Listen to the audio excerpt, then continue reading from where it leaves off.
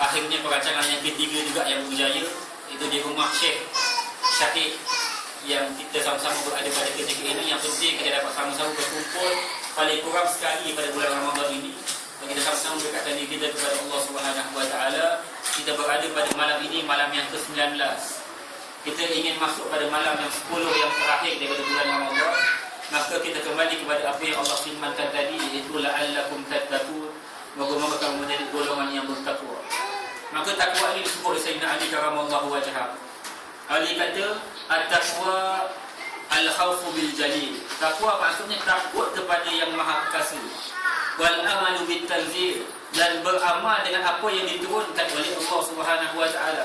Wa qadha bil qalil, dan redha dengan yang sedikit. Wasta'da li yaumir rahim, dan kita bersedia untuk pergi kepada hari kita akan pergi bertemu Allah. Itu maksud takwa yang paling tepat. Kalau takwa yang paling hebat yang Sayyidina Ali karamallahu wajhah menyebut bahawa takwa ini pertama takut akan Allah Subhanahu wa taala. Kita nak takut Allah macam mana? Nak takut Allah bagaimana takutnya Nabi pada Allah Subhanahu wa taala. Bagaimana Nabi takut pada Allah dalam keadaan takut khauf wajah. Dia kalau takut dengan makhluk, kita takut, kita lari dari dia. Kita takut dengan harimau, kita lari dari harimau. Tapi takut dengan Allah, takut dan dekat pada Allah Subhanahu wa taala. Takut mengharap pada Allah. Ini yang dilakukan oleh Nabi sallallahu alaihi wasallam. Tiap-tiap malam kita boleh kata Nabi menangis. Kenapa kalau kita baca dalam kitab Fiqh Sirah? Kenapa Allah meletakkan Nabi ini semenjak lahir ayahnya tidak ada. Kemudian lepas lahir selama beberapa tahun ibunya tidak ada. Dia berharap oleh Halimatus Sa'diyah, oleh Abu Talib, oleh datuknya Abdul Muttalib berpindah randah penjagaan Nabi dari satu kepada satu, supaya nanti Rasulullah ini dia hanya mengharap pada Allah Subhanahu wa taala. Ini tempat hujung kita. Apa yang kita nak buat, terus pada Allah Subhanahu wa taala. Kadang-kadang kita ada masalah, kita lupa nak mengharap kepada Allah Subhanahu wa taala. Kita ada apa-apa yang kita nak, kita lupa dan kita nak atas Allah itu yang paling utama. Patut kita meletak pengharapan kepada Allah, sebagaimana pengharapan Nabi SAW kepada Allah Subhanahu wa taala. Setiap kali Rasulullah menangis dalam peristiwa perang Badar, Rasulullah menangis berintih pada Allah, angkat tangan dengan tinggi. Rasulullah kata, ya Allah, tolonglah kami ya Allah, intasru. Kalau kamu tak tolong kami wahai Allah, inni akhashitu an la a'budu ahadan fid dunya. Aku takut satu masa nanti tidak ada orang seorang pun yang akan menyembah kamu lagi di dunia. Ini kita doa kepada Allah Subhanahu wa taala. Bagaimana apa yang telah yang berada di Palestin, yang berada di Mesir dan sebagainya, bagaimana mereka berjuang dengan keadaan yang begitu. Kita berjuang kalau nafsu dia tidak ada. Mereka berjuang bukan hanya nafsu, tapi berjuang dengan tentera yang sahih di hadapan. Dia nak mengharap Allah bagaimana harapnya Nabi pada Allah Subhanahu wa taala. Kemudian yang kedua, wal amalu bil tanzil, iaitu kita beriman dengan apa sahaja yang diturunkan oleh Allah Subhanahu wa taala. Kita baca Al-Quran, alhamdulillah kita dah berapa duduk kita hantar. Berapa ramai yang baca Al-Quran, tengok terjemahan, menangis tengok terjemahan. Tengok baca Al-Quran, lihat sebelah, ya Allah, kenapa kamu buat ayat yang begitu? Bagaimana Rasulullah boleh menangis? Tiap-tiap kali Rasulullah menangis ketika membacakan akan Al-Quran, melihat akan kebesaran Allah Subhanahu wa taala. Ini kita nak buat. Satu benda yang kita perlu buat, kita nak jadi orang yang faham Al-Quran. Itu je. Saya ketika mana belajar, bukan untuk riak, bukan untuk sombong. Ketika mana belajar, saya nak ambil kuliah bahasa Arab. Nak ambil kuliah, ustaz kata dekat sekolah, ustaz kata awak jangan ambil bahasa Arab, tak lulus nanti. Sebab apa tak ada orang Melayu ambil bahasa Arab ni? Ramai yang ambil syariah, ramai yang ambil usuluddin. Contohnya saya tak lulus gitu. Sampai sekarang tak lulus, jangan ambil. Niat saya ambil bahasa Arab, satu je niat saya. Nak faham Al-Quran, tu je. Saya tak minta saya kerja baik, saya tak minta saya nak buat baca. Kita nak baca Al-Quran, kita boleh menangis. Kita nak baca Al-Quran, kita boleh mengintai kepada Allah Subhanahu wa taala. Baca Al-Quran, faham akan arti kandungan daripada apa ayat Allah Subhanahu wa taala. Kita nak menangis, sebab kali menangis kerana lihat akan perkara-perkara yang begitu.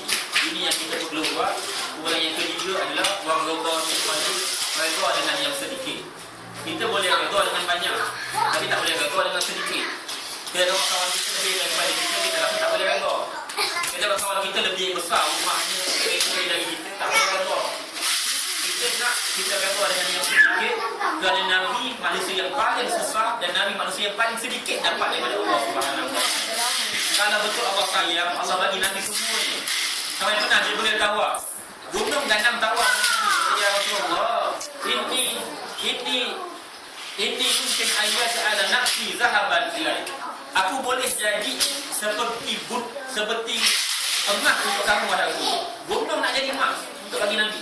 Nabi kata tidak, aku tak harapkan semua ni. Aku cuma harap Subhanahu wa ta'ala. Kalau kita nak redha dengan perkara yang sedikit, kerana Nabi tidak pernah rasa cukup. Bukan tak pernah rasa cukup, tak pernah dicukupkan oleh Allah Subhanahu wa ta'ala. Sehingga akhir hayat Nabi. Kadang-kadang kita sakit, mungkin isteri kita sakit. Kita sakit, kita ingat kita. Rasulullah tak pernah sakit sepanjang hidup. Bagaimana Rasulullah makan satu perhekam dia. Ketika mana Rasulullah makan sana orang ni tahu kata itu adalah Nabi. Dia sampai waktu itu dia kata apa? Aku tak racun di peha samping ni. Kalau Nabi tak makan pun, kalau Nabi tak makan, aku akan masuk Islam.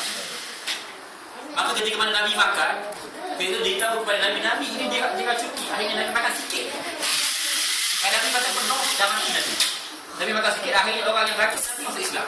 Sebab Nabi tahu mana tapi Nabi makan, akhirnya semenjak daripada bulan Muharram, Safar, Rabiul Awal, Rasulullah sakit kering pada tahun yang ke-11 Hijrah. Rasulullah sakit yang teramat sangat sampai tak boleh bangun. Sahabat pengsan Nabi, kita pun sakit, Rasulullah pun sakit. Rasulullah dipuji oleh Allah Subhanahu wa ta'ala, tak pernah sakit Fir'aun. Memang tak pernah sakit sepanjang hidup dia. Sebab itu dia rasa diri Tuhan. Sebab tak pernah sakit.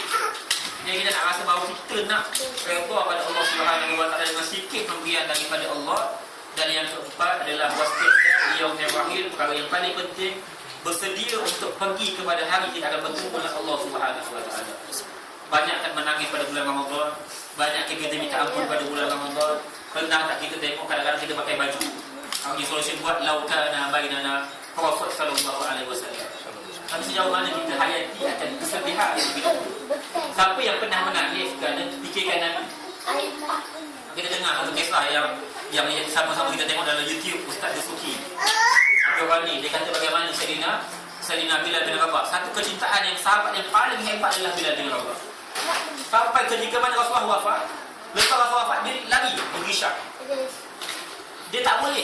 Kenapa? Setiap tempat yang dipandang di sini Nabi. Kita pergi Mekah, pergi Madinah, pandang tak tempat tu, Nabi pernah ada kat sini. Rindu dengan Nabi.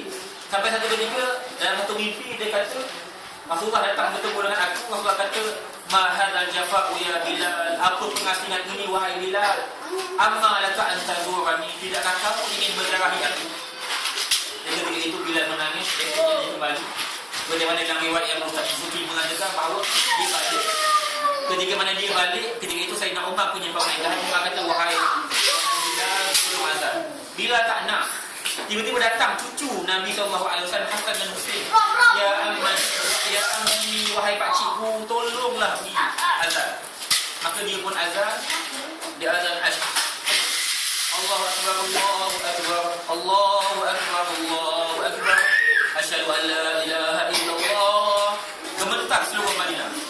Asyhadu an la ilaha illallah. Semua keluar daripada rumah. Dia mereka menyangka bahawa adakah Rasulullah hidup sekali.